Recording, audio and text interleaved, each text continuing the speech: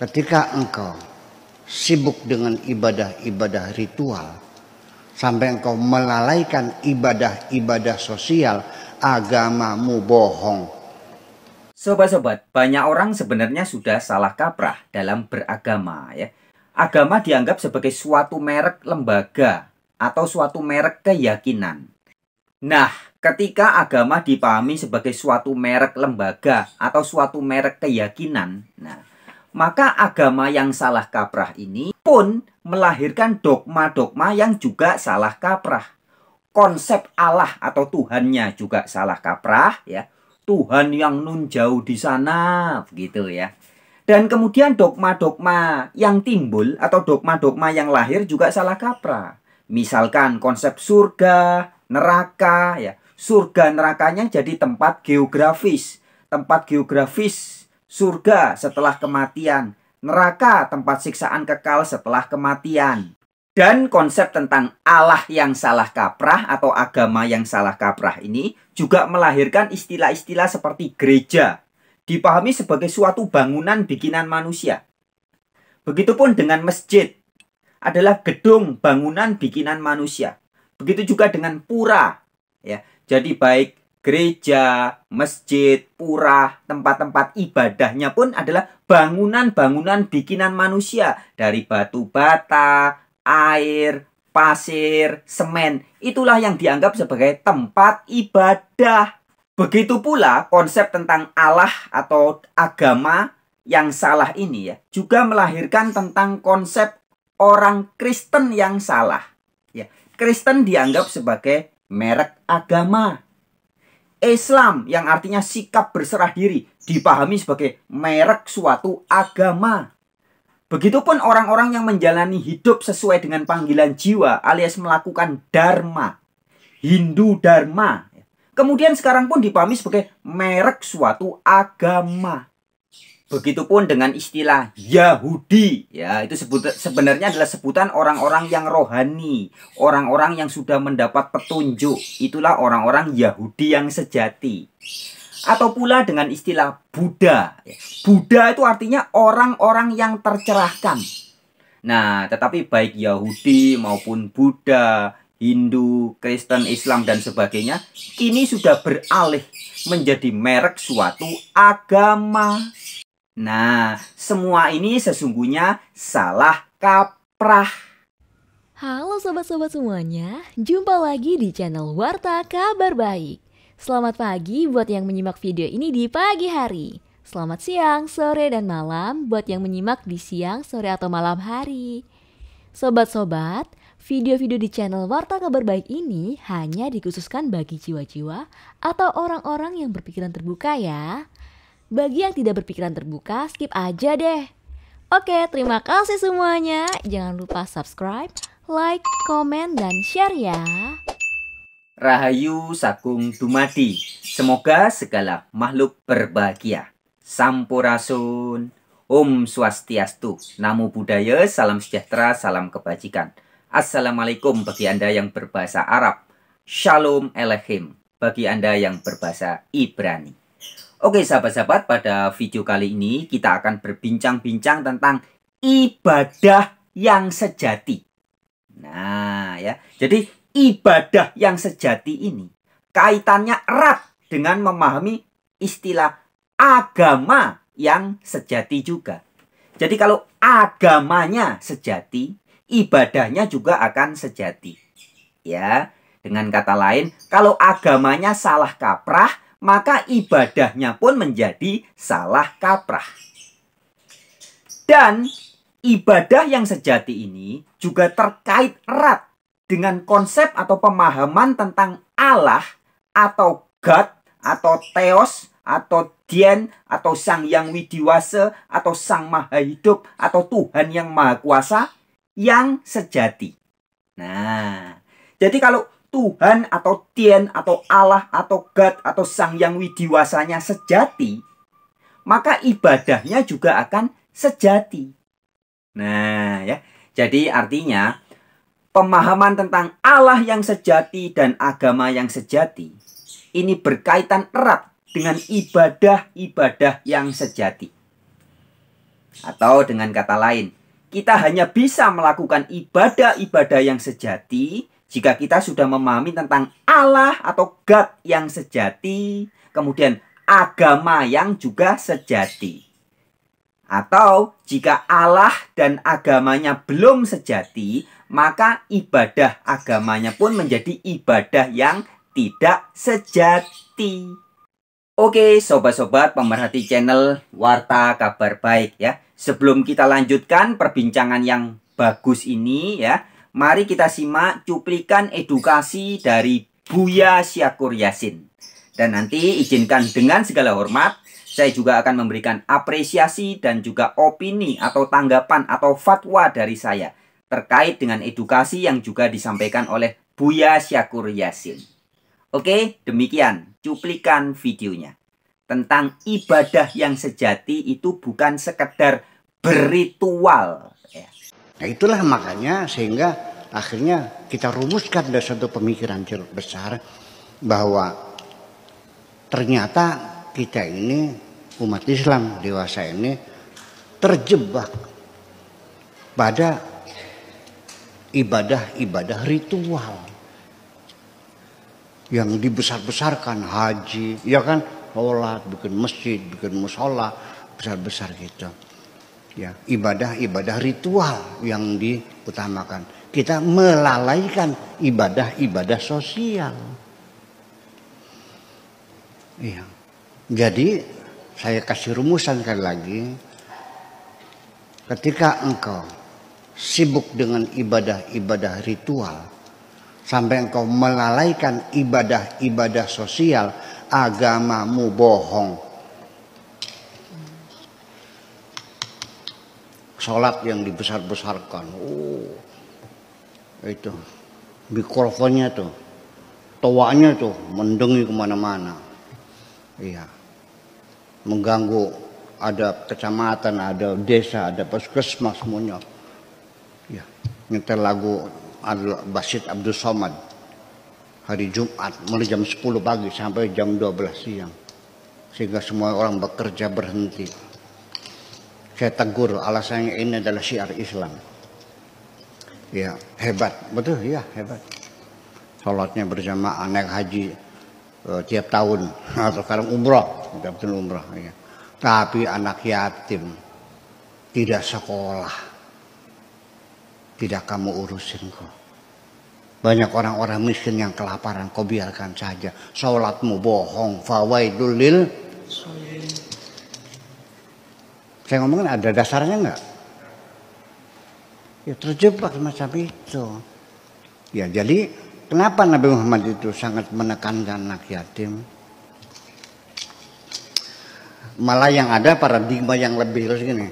Orang itu kalau sholatnya enggak benar, amal yang lainnya tidak diterima. Pernah dengar enggak? Yang benar bukan begitu.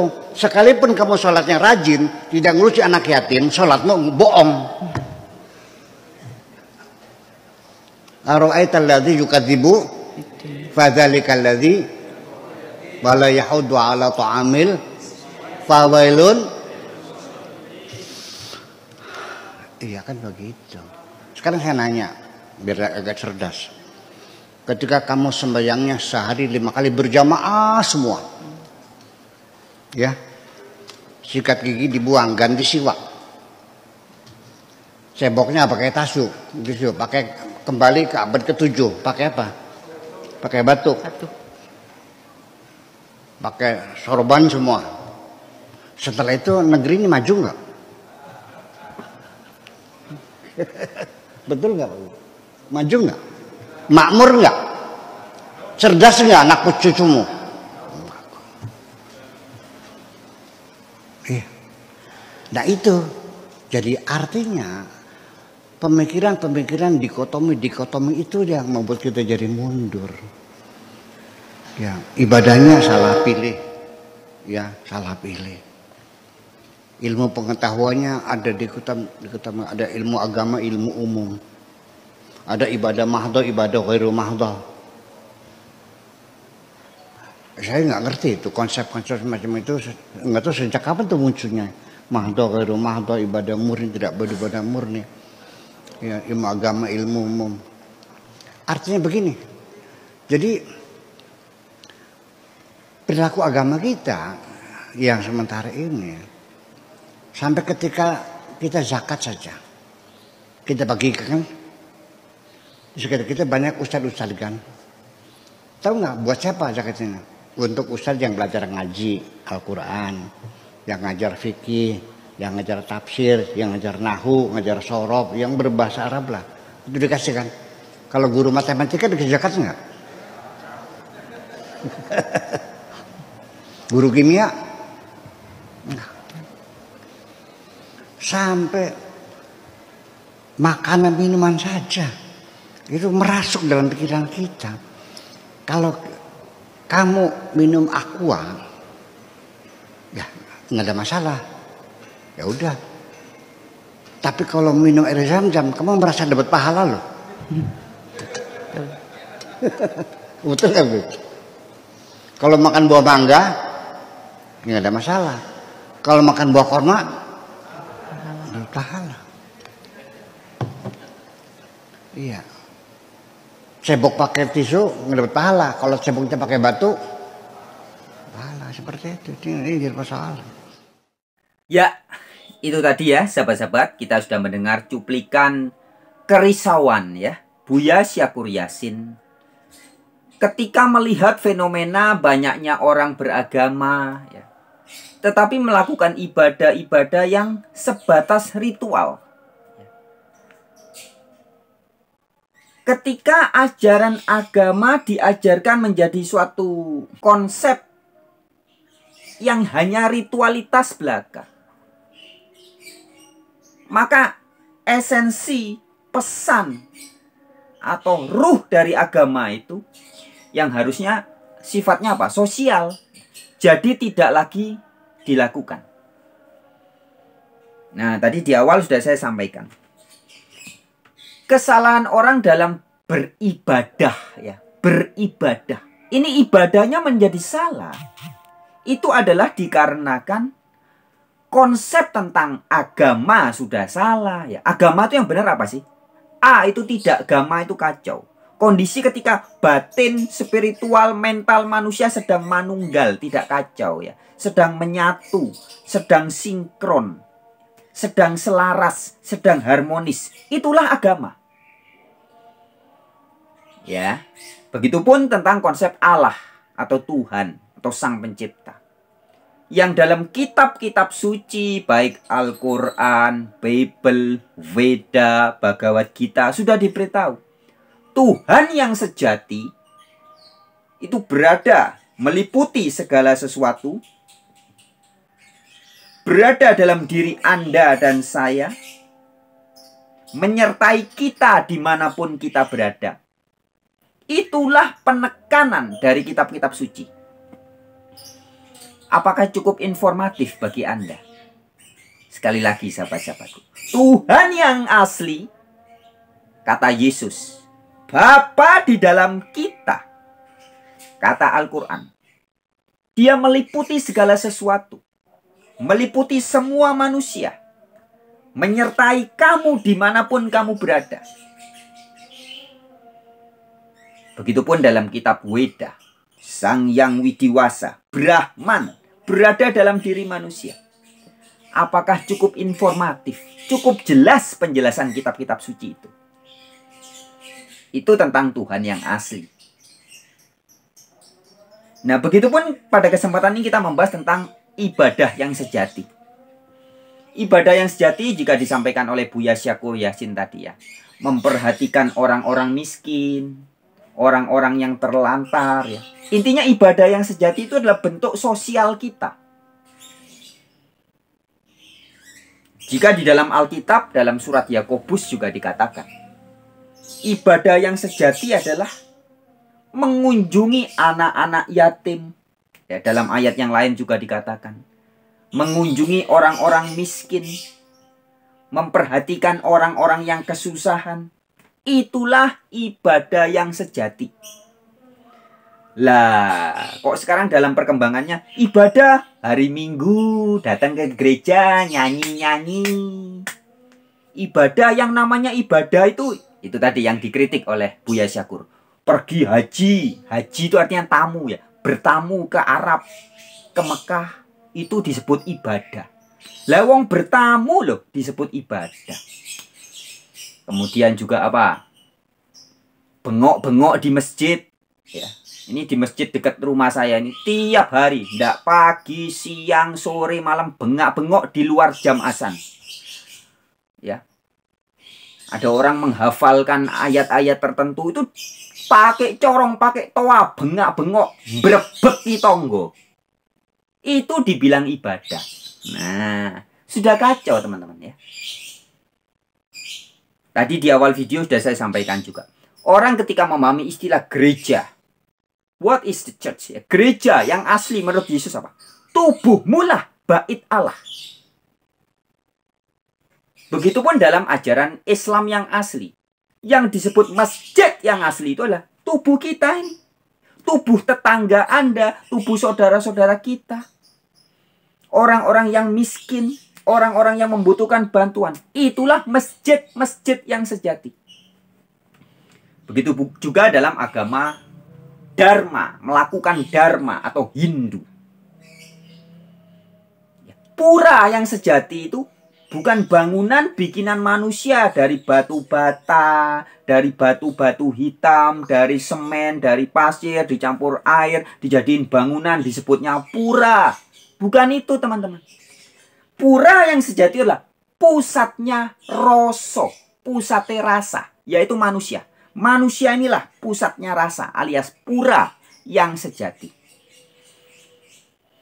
Nah, maka ketika kita dikatakan kita beribadah kepada masjid, kepada gereja, kepada pura, itu bukan kepada atau di dalam bangunan-bangunan bikinan manusia itu. Bukan teman-teman. Tapi ketika Anda mengunjungi orang-orang yatim, anak-anak yatim piatu, orang-orang terlantar, orang-orang yang butuh bantuan, itulah kita mengunjungi masjid-masjid yang sejati. Kita beribadah kepada gereja-gereja yang sejati. Gereja yang pertama adalah tubuh kita. Kita makan dengan tidak sembarangan. Anda yang punya mobil atau motor yang Anda sayangi ya. Mobil dan motor aja diisi bahan bakar yang nggak sembarangan. Pertamax. Wah, nggak boleh bensin campur-campur sembarangan. Harus Pertamax. Apalagi diri kita yang adalah bait Allah. Diri kita yang adalah masjid, yang adalah pura, yang adalah gereja. Apakah kita memperhatikan makanan apa yang masuk ke dalam bait Allah ini? Minuman apa yang masuk ke dalam bait Allah ini?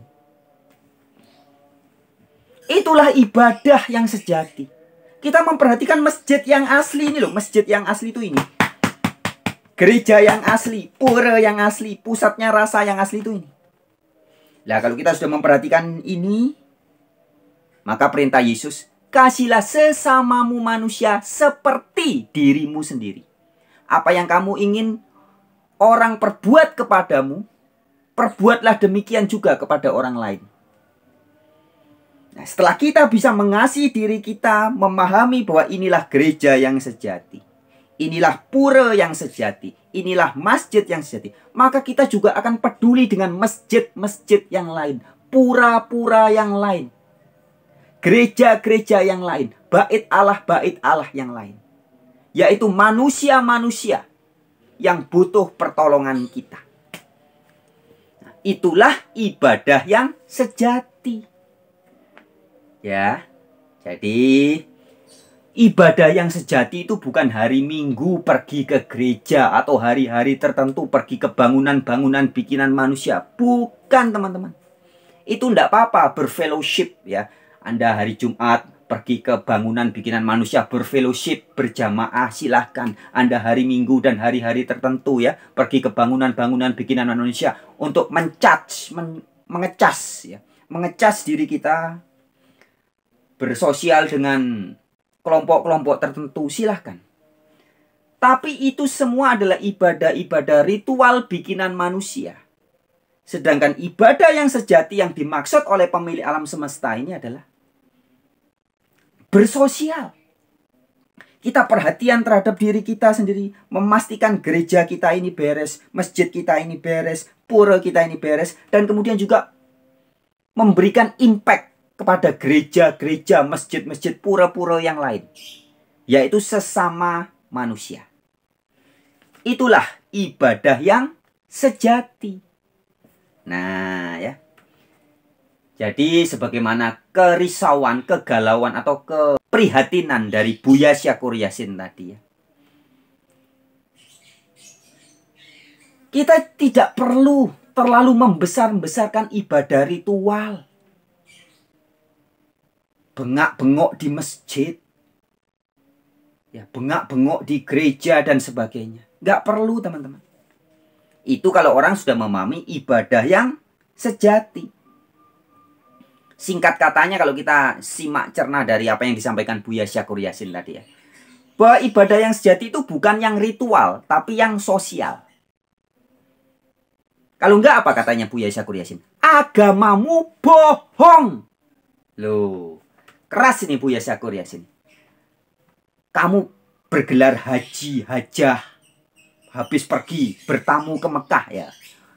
Haji itu kan gelar artinya tamu. Kalau laki-laki, kalau perempuan, tamu perempuan, hajah. Ya. Anda bergelar hajah, haji, pulang dari bertamu di Mekah. Itu hanya berritual. Tetapi jika ibadah sosialmu tidak kau lakukan, apa kata Buya Syakur Yassin? Agamamu bohong. Ya, dengan segala hormat, izinkan saya menambahi juga. Buya Syakur Yassin mengkritik ustadz-ustadz dan orang-orang yang ngaku-ngaku sebagai Islam. Tapi dengan segala hormat sahabat-sahabatku, izinkan saya juga menyampaikan kepada semuanya. Anda yang mengaku Buddha, Anda yang mengaku Konghucu, Anda yang mengaku pelaku Hindu Dharma, Anda yang mengaku Kristen. Ayolah, marilah kita menjadikan pura yang asli, yaitu manusia-manusia, pusatnya rasa. Oh ya, sebagai tambahan teman-teman ya. Jadi pura artinya pusatnya rasa. Maka kalau di Jawa, manusia itu kan disebutnya manungso. Ya, kalau bahasa Indonesianya manusia. Apa? Ya manusia. Kalau pakai bahasa Inggris, human. Ya, human apa? Manusia. Tetapi kalau di Jawa maknanya lebih dalam teman-teman ya. Manungso. Manunggaling sing kuoso. Atau manunggaling roso. Jadi manusia kita ini adalah tempat bersatunya segala macam rasa. Ya, ada rasa pikiran, rasa mental, rasa batin, juga ada rasa fisik ya.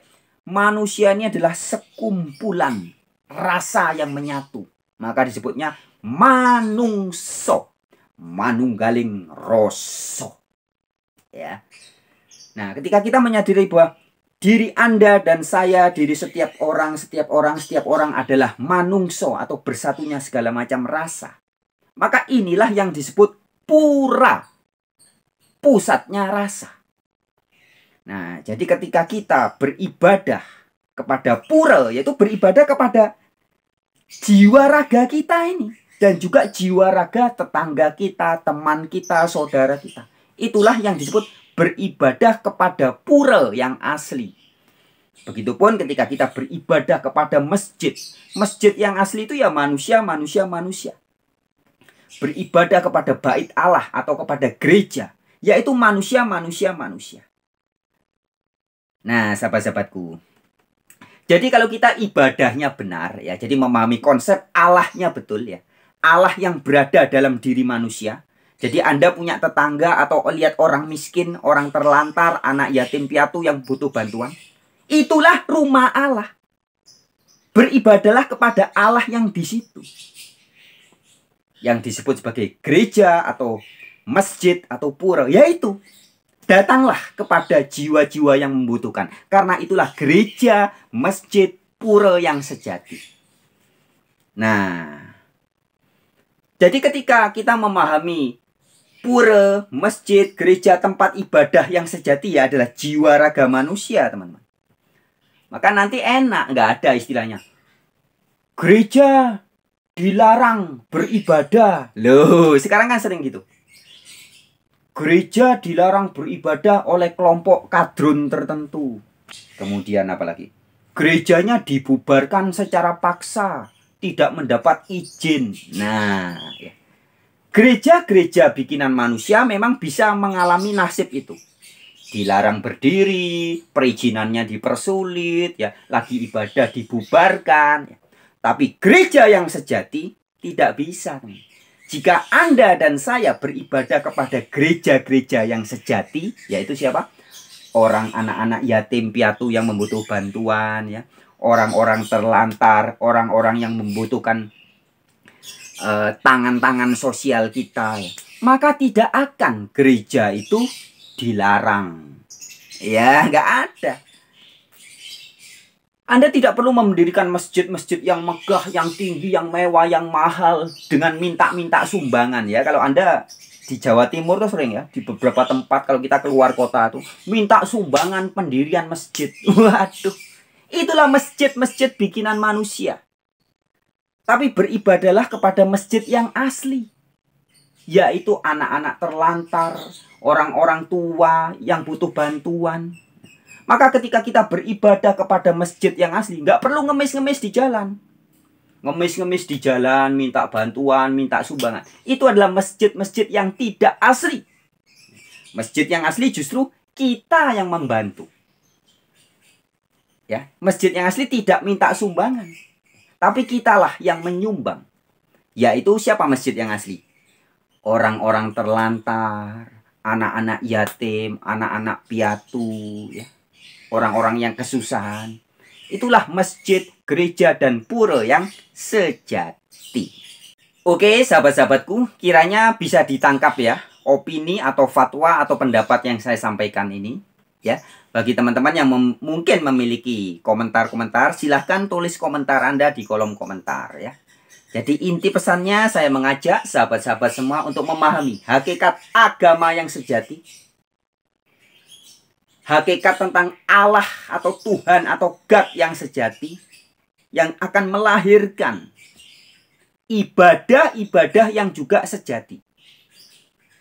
Ya, ibadah yang sejati yaitu beribadah kepada bait Allah yang sejati, yaitu secara sosial kepada sesama manusia, beribadah kepada masjid yang sejati, gereja yang sejati, dan pura-pura yang sejati. Oke sahabat-sahabat, sekian dulu pada video kali ini. Kita lanjutkan di kesempatan-kesempatan yang lain. Terima kasih buat teman-teman yang sudah menyimak channel Warta Kabar Baik ini. Jika Anda merasa video ini perlu atau penting atau bagus untuk dibagikan, silahkan bagikan kepada tetangga, sahabat, teman, sanak, famili, handai tolan, dan sebagainya.